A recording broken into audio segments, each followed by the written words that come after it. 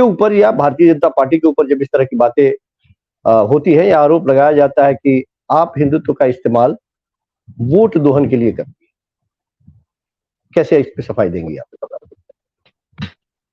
संजीव जी, सबसे पहली बात कि भारतीय जनता पार्टी की बात हो, उसकी विचारधारा की बात हो, या फिर हमारे नेता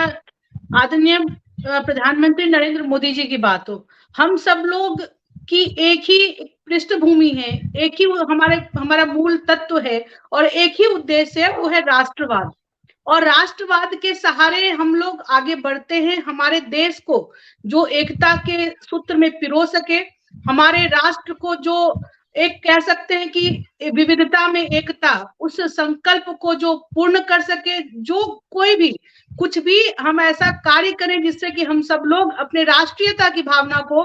प्रस्फुटित कर सके, उसको हम आगे बढ़ा सके, उस विचारधारा के साथ हम और हमारी पार्टी और हमारे नेता उस पर कार्य करते हैं। जहां तक आपने बात कही संजीव जी की नरेंद्र मोदी जी के हिंदुत्व के बारे में, तो हम सबों को पता है कि यह एक हिंदुत्व एक विचारधारा है और हिंदू जो धर्म है, और धर्म के बारे में भी शास्त्र में कहा गया है कि धारयति इति धर्म, मतलब जो धारण करने योग्य है उसी को धर्म कहा गया है। और आप देख लीजिए, जब नरेंद्र मोदी जी जब प्रधानमंत्री बने, तो इस भारतवर्ष जो कि यहाँ पर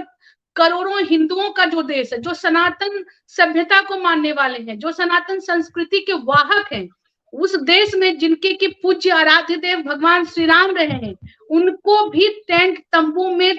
पुरानी सरकारों की नकारापन्नी के कारण उनको रहना पड़ा था इन द सेंस की सबों की उनमें आस्था थी। जहां भगवान श्री राम का जन्म हुआ था, वहां उनका भव्य मंदिर था जिसको कि आक्रांताओं के द्वारा तोड़कर वहां पर मस्जिद का निर्माण कराया गया था। और वह उस बात को जो लोग मतलब करोड़ों लोगों की आस्था का जो विषय था, इस विषय को हमारी पार्टी ने उठाया, अपने मैनिफेस्टो में डाला, और हमारी पार्टी ने तो जो भी कार्य कहा है उसको करने का काम किया है। और यही हमारा धर्म है कि हम जो लोगों से वादे करते हैं उसमें हम सफलीभूत हों, उस कार्य को धरातल पर उतारने के लिए हम लोग आगे बढ़े। हमारा राजनीतिक धर्म यही कहलाता है, यही हमारी सूचिता है। आज यही उसी का परिणाम है कि चाहे हमारी मुस्लिम बहनें हैं जो 3 तलाक से पीड़ित हुआ करती थी, आप वो दौर समझ लीजिए कि कितने मतलब वो लोग कितने एक अलग से एक इरा में जी रही थी। एक जब पूरा विश्व ग्लोबलाइजेशन के इरा में जब आगे बढ़ रहा हो, वहां पर हमारी मुस्लिम बहनें जिनको 3 तलाक तलाक तलाक तलाक कह दिया जाए और वो संबंध विच्छेद हो जाए, तो उस परिकल्पना को आप एक जी कर देखिए, और उसको भी हमारे सरकार ने दूर करने का काम किया। हमारे कहने का मतलब यह है कि हम कोई धर्म के चश्मे से अपने राजनीतिक इरादों को हम आगे नहीं बढ़ाते हैं, बल्कि जिसमें सबों का कल्याण हो, उस बात को लेकर नरेंद्र मोदी जी आगे बढ़ते हैं। उन्होंने आगे बढ़कर काम किया है और सबका साथ और सबका विकास का कार्य मोदी जी ने किया है। इसलिए उनका कोई आरोप यदि ऐसा लगाते हैं कि वो सिर्फ वाले एजेंडे के साथ आगे बढ़ रहे हैं, तो गलत होगा। डॉक्टर प्रीति जी, बीच में एक छोटा सा हस्तक्षेप हम करना चाहेंगे। आपने कहा कि हिंदुत्व और राष्ट्रवाद 2 मुद्दे बहुत महत्वपूर्ण है भारतीय जनता पार्टी के लिए, और हमेशा से भारतीय जनता पार्टी इस पर मुंह कर रही है।